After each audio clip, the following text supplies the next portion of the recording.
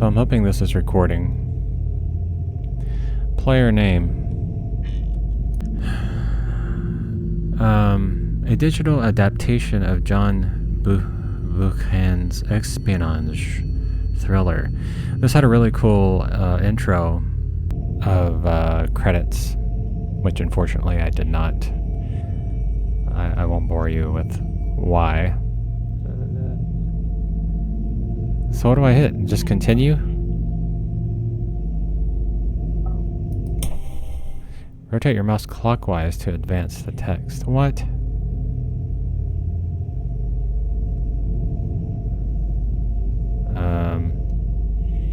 Makes you anti-clockwise, makes you go back.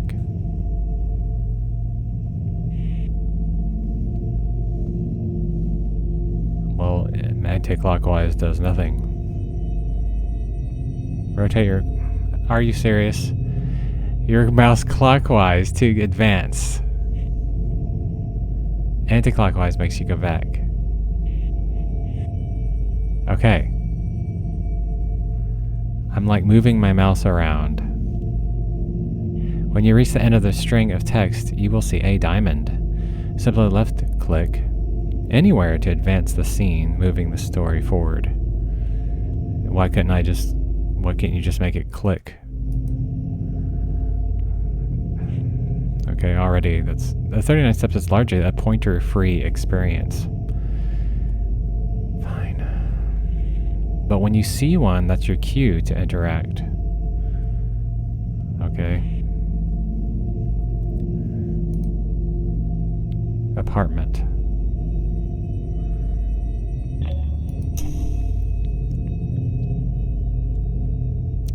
Some locations can be explored.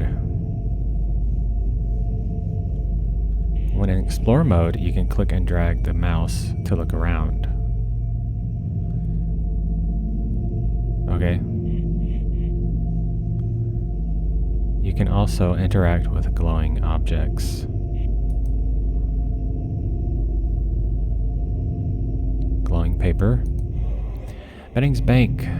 You click image to zoom, drag your arrow keys to move. Okay. Oh. Dear Mr. Hannay, welcome to England. I hope your journey from Rhodesia was not too arduous. Would you like to come into the bank and we can discuss matters regarding your Rhodesian mining shares? If you could please make an appointment with my clerk, Mr. Scope, on Temple 6733. Yours sincerely. That is Edward Ainsley, manager of Bennings Bank.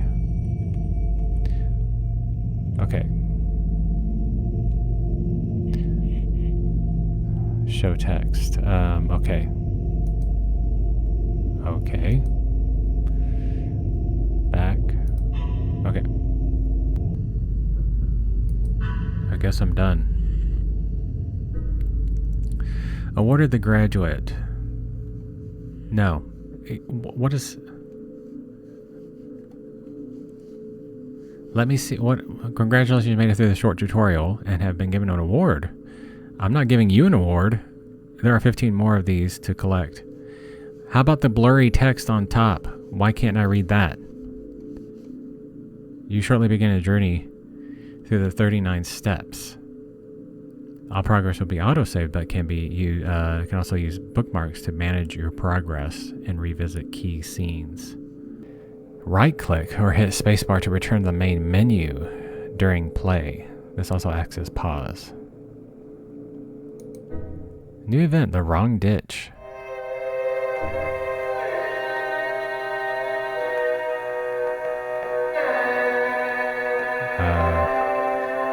Richard Hannay is living in London, England. He yearns for a more interesting life. Can we turn down the music? Play.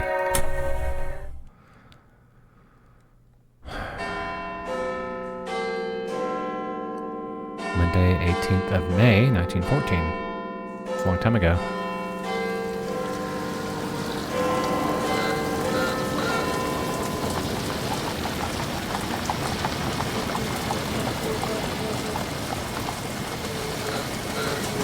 I returned from the city on that May afternoon, pretty well disgusted with life. I had been 3 months in the old country and was fed up with it.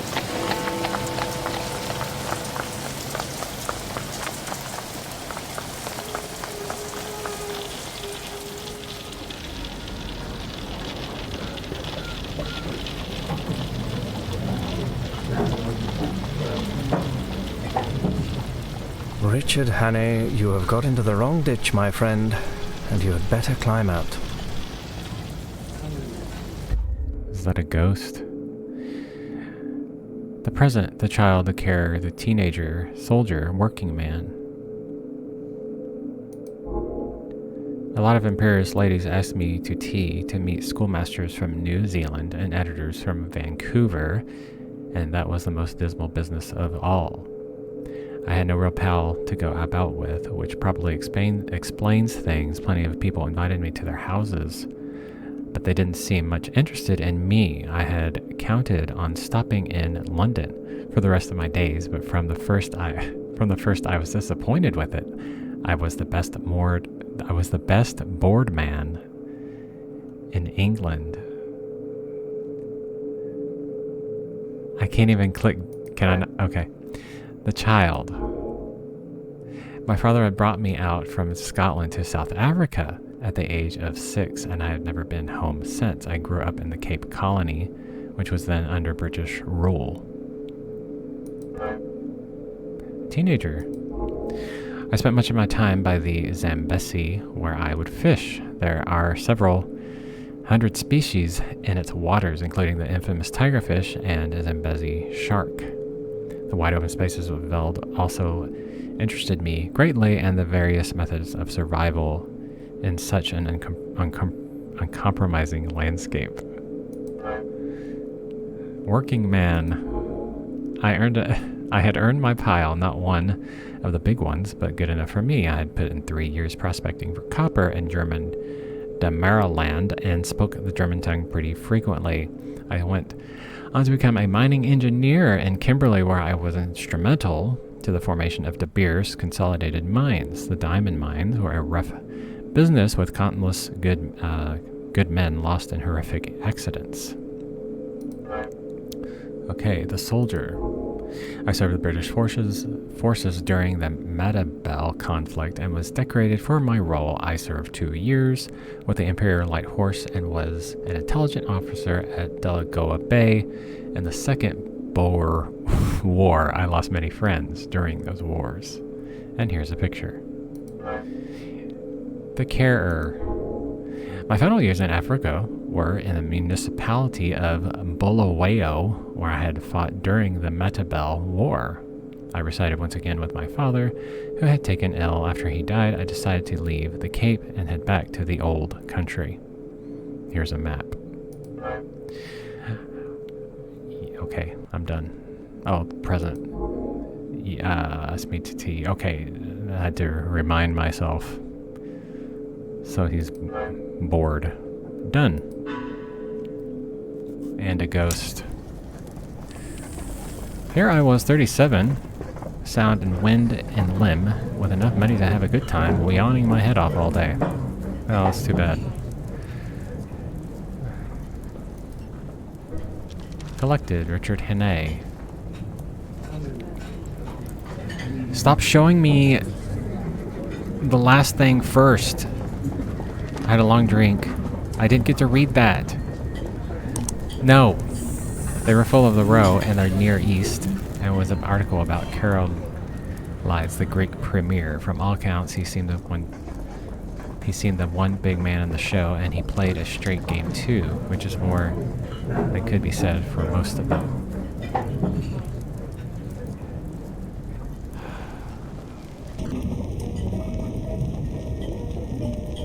Someone had loaded the cylinder player.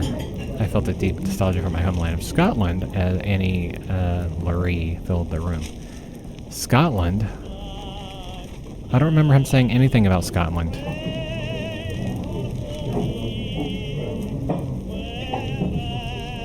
Okay, oh, okay, this is glowing.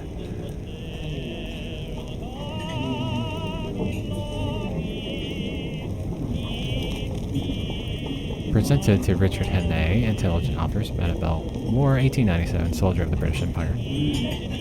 What is this? Collected Constantine Carolides. I don't like this music. Oh, there's no way I'm reading all that. Tension of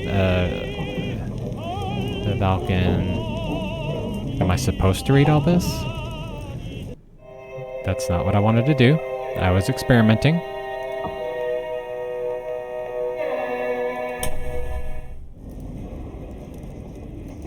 I was experimenting because I wanted to move around on here. Okay. There's no way I'm going to read all this. He sees the okay, it's an ad. Albazing uprising. So yeah, I'm hoping I don't have to be good at history because I'm not good at history. Warwick's, okay.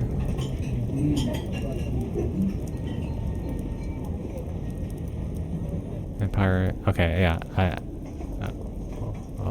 warns of German menace. Hey, baking powder ad. Harry call. Okay. Well, yeah. Hopefully I'm not supposed to read that. Because... Ooh, a tweed. It's cool.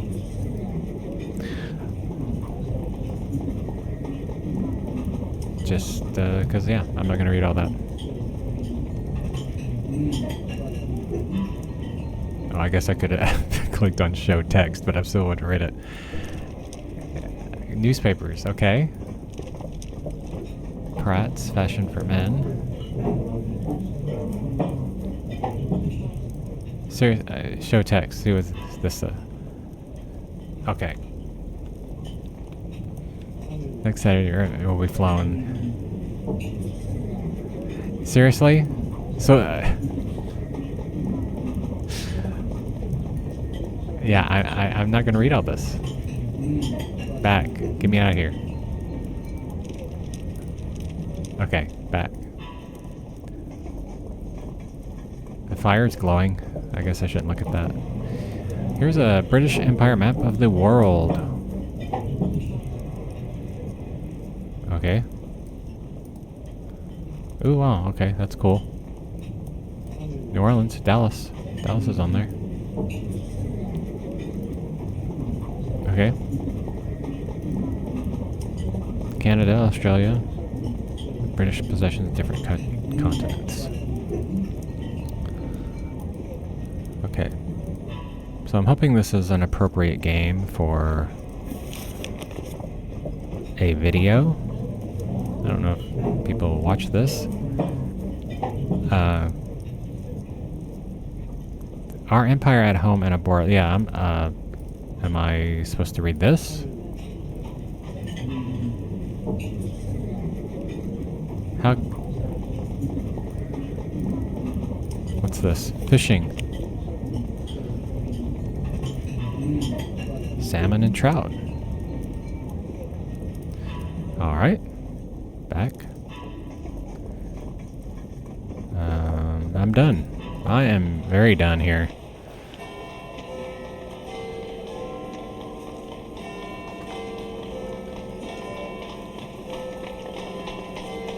About 6 o'clock, I went home. I would have done that too.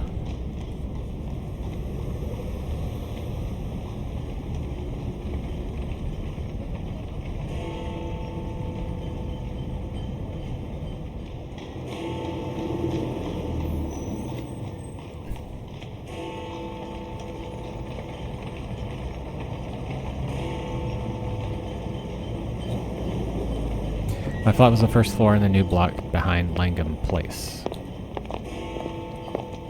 Enter. There was no restaurant or anything of that sort.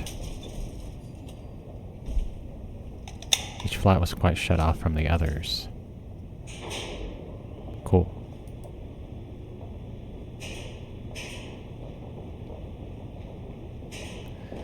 Examine. Hannay, that's me, I think. Kenyon. Bishop Rushman. Flournoy. Twisden. Rick. Boone Cassell blank blank Lewis. Dear Richard, let's just go ahead and...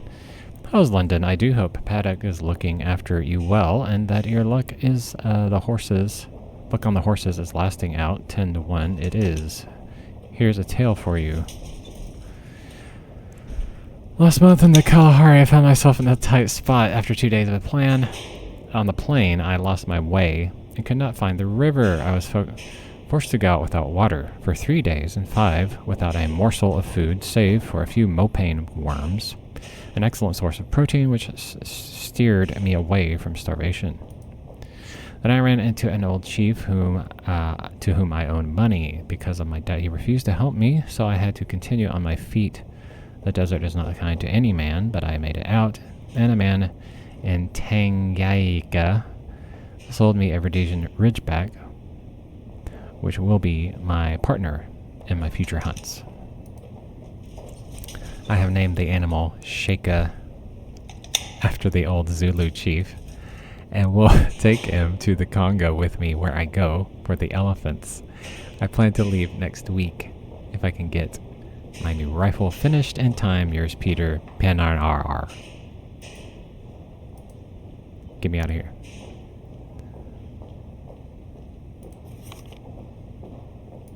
Okay. Let's ascend. Let's open. Draw the symbols as they appear.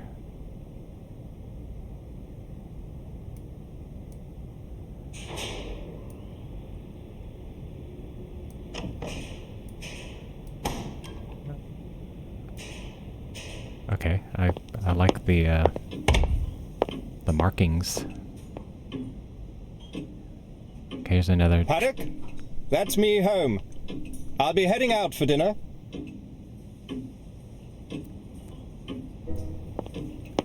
Paddock. I hate servants on the premises, so I had fellow to look after me who came in by the day. Next. Do it. He arrived before 8 o'clock every morning and used to depart at 7 for I never dined at home.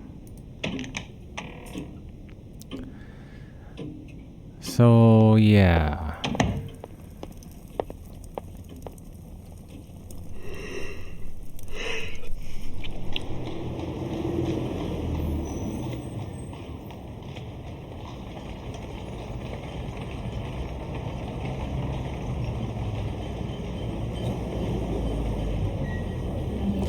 That evening I dined at the Cafe Royal and then headed elsewhere for entertainment.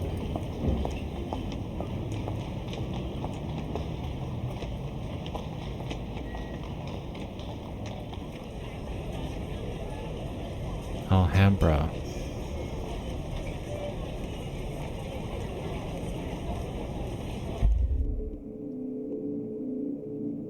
An evening's entertainment. Leicester Square. On this particular evening, I wandered to Leicester Square, where the more resplendent theater of varieties could be found. A show at the Alhambra caught my eye, though one could never be quite sure of the act until it had been seen. Okay, music halls. The countless music halls of London were one way of passing the evening away. Farces of all styles played a conspicuous part in this week's bill.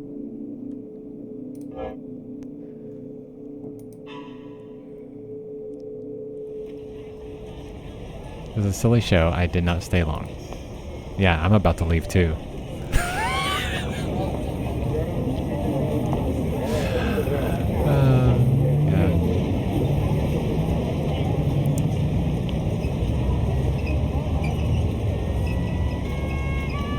Okay, so I'm this guy just wandering around. On the way home, I gave half a crown to a beggar because I saw him yawn. He was a fellow sufferer. Okay, I don't feel bad for this guy at all. Hello, move. I'm moving the mouse. I'm doing what you told me. I made a vow I would give the old country another day to fit me into something. Okay, great.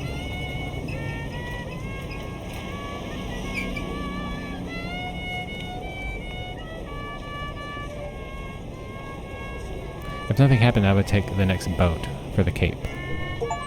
An unlikely visitor. Oops. Oh, I clicked when I shouldn't have clicked. An unlikely visit. Resolved to leave England for the Cape, Hannah's outlook changes as a mysterious visitor drops by. Wow, something's about to happen. An unlikely visit. Monday, May 18th. Wimpole Street in London.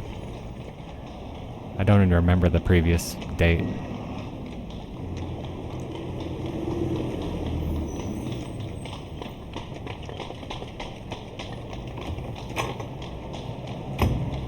I'm just picturing people making those noises with cantaloupes, with coconuts.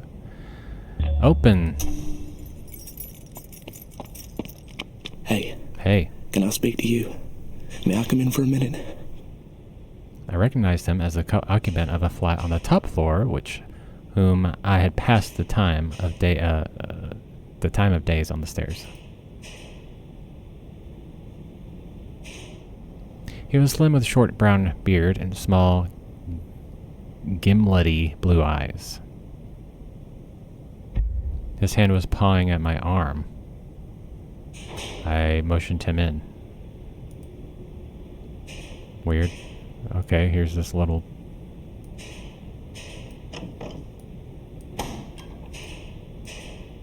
interaction with my doorknob.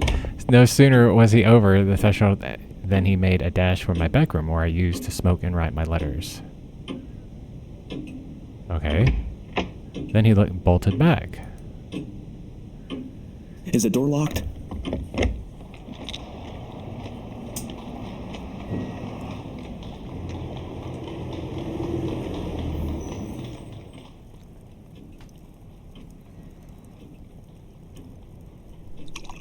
It's a big rug. He filled himself a stiff whiskey and soda, drank it off in 3 gulps.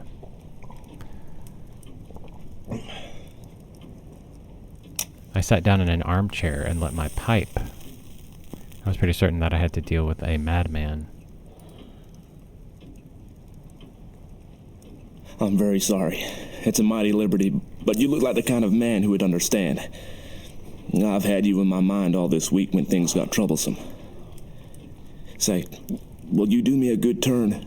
I'll listen to you. That's all I'll promise. Pardon. I'm a bit rattled tonight.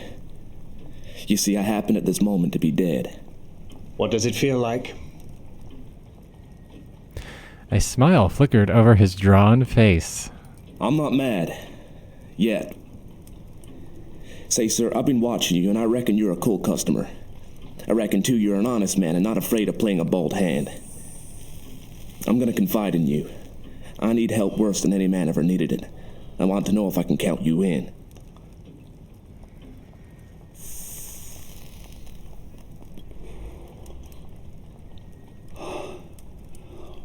Get on with your yarn and I'll tell you.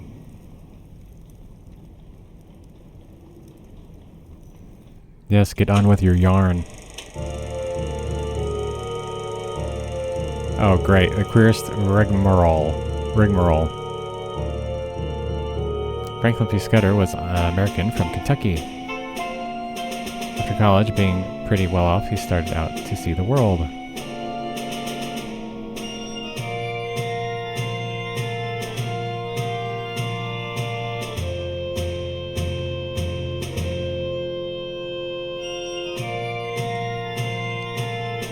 He wrote of it and acted as a war correspondent for a Chicago paper. Tensions in the Near East, Balkan affairs test Europe, the Balkan, blah blah blah.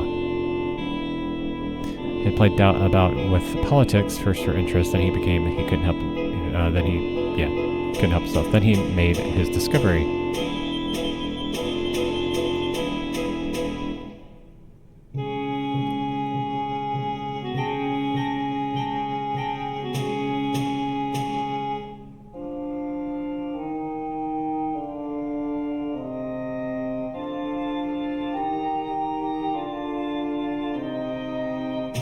little picture show here.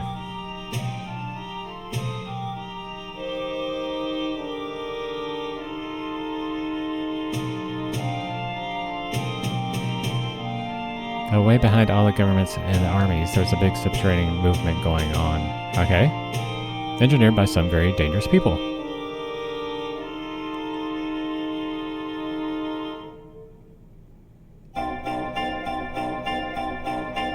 The sort of educated antichrists that make revolutions. And behind them were financiers who were playing for money. Okay. They wanted Russia and Germany at loggerheads.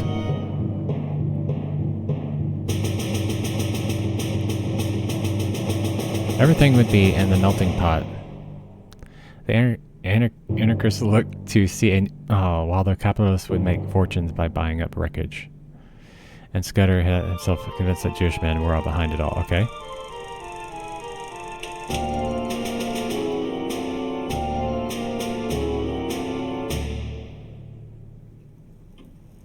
On the 15th day of June, Konstantin Karolides is coming to this city. The British Foreign Office has taken to having international tea parties, and the biggest of them is due on that date. Now, Karolides is reckoned the principal guest, and if my friends have their way, he will never return to his admiring countrymen. I set up for that, for I had been reading about Karolides that very afternoon. Well, that's simple enough, anyhow. You can warn him and keep him at home. And play their game. If he does not come, they win, for he's the only man that can straighten out the tangle.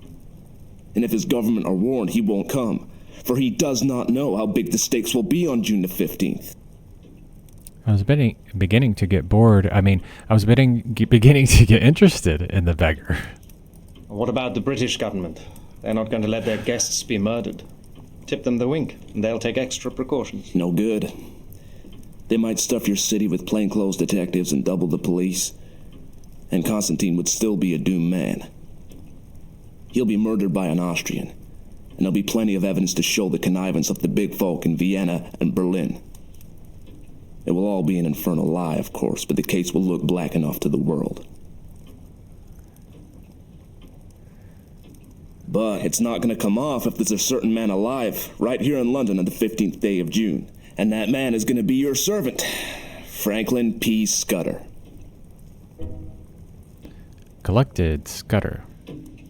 I was getting to like this little chap. His jaw had shut like a rat trap, and there was a fire of battle in his gimletly eyes.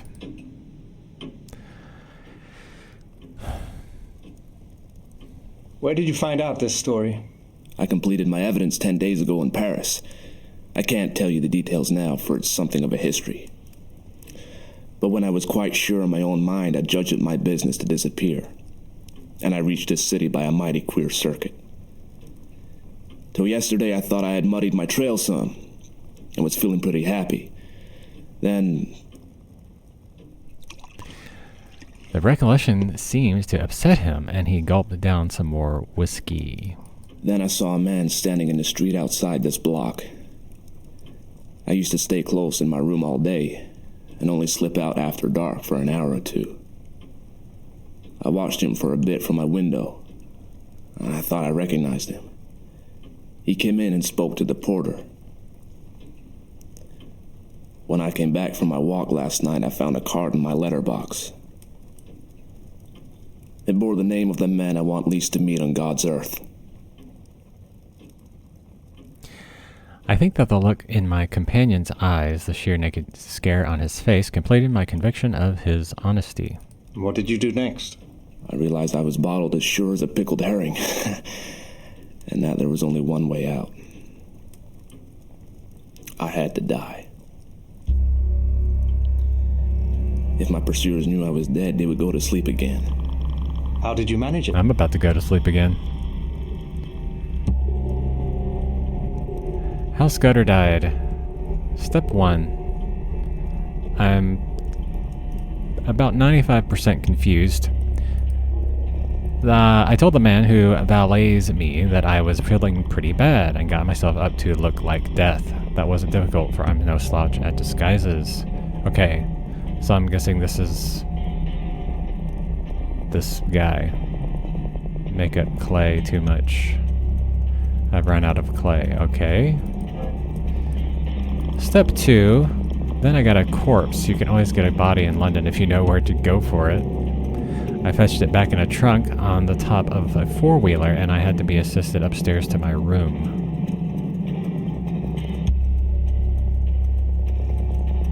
Okay. Highgate Cemetery. Okay, at a cabbie. Okay. Step 3. I had to pile up evidence for the inquest, so I went to bed and got my man to mix me a sleeping draught. And then I told him to clear out. He wanted to fetch me a doctor, but I swore some and said I couldn't abide leeches. There'll be an inquest. Needs feigned death. Who is to administer? Okay. I thought this was a panda bear. Step 4.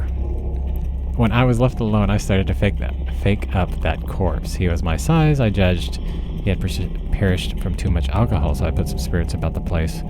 The jaw was the weak point in the likeness, so I blew it away with a revolver. I dare say there would be somebody to swear, having heard a shot, but there are no neighbors on my floor, and I guess I could risk it. Okay, yeah, nobody heard it. A gun, loud bang, not a great deal of choice. So that one, yes. Step 5. I left the body in bed, dressed up in my pajamas with a revolver lying on the bedclothes and a considerable mess around. Then I got into a suit of clothes. I had kept waiting for emergencies. I didn't dare shave for fear of leaving tracks. And besides, it wasn't my kind of use, my trying to get into the streets. It wasn't any kind of use, okay. Dress body, place revolver, change, leave no trace.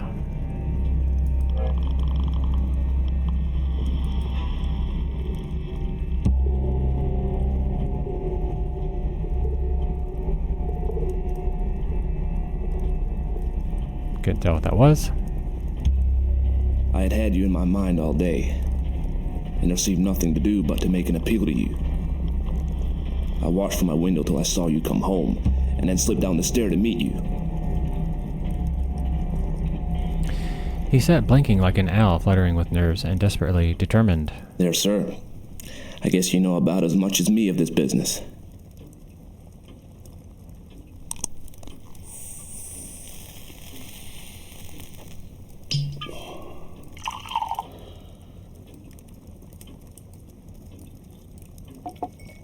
I was pretty well convinced that he was going straight with me.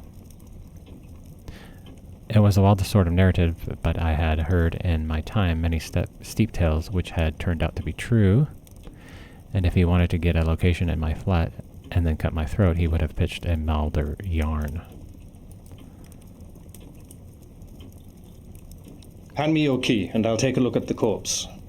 Excuse my caution, but I'm bound to verify a bit if I can.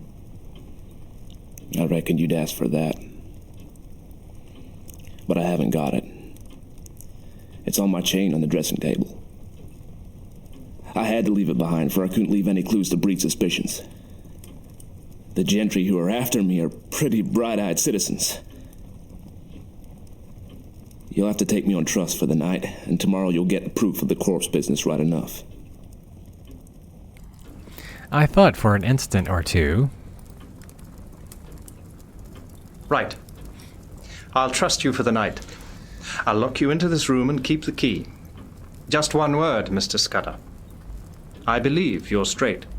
But if so be you are not, I should warn you that I'm a handy man with a gun. I haven't the privilege of your name, sir, but let me tell you that you're a true gentleman. Now, I'll thank you to lend me a razor. I took him into my bedroom and turned him loose.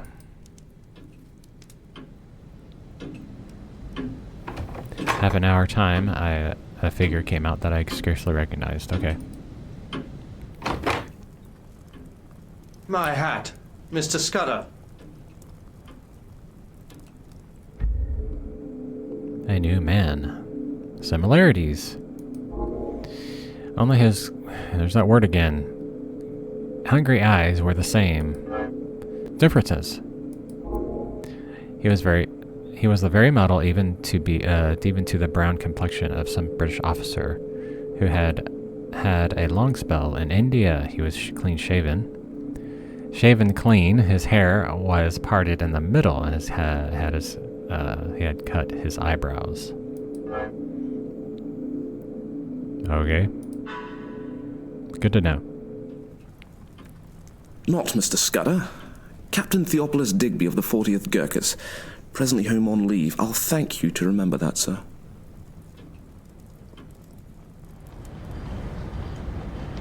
I made him up a bed in the smoking room and sought my own couch, more cheerful than I had been for the past month.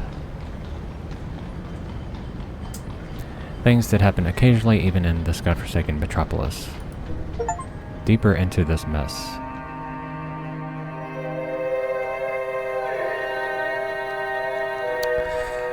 Well, let's stop there. Let's stop there, and I'm hoping. Well, I think it'll save it. Yeah, I'll just leave it at that. Kind of interesting. And if you watched, I thank you for watching.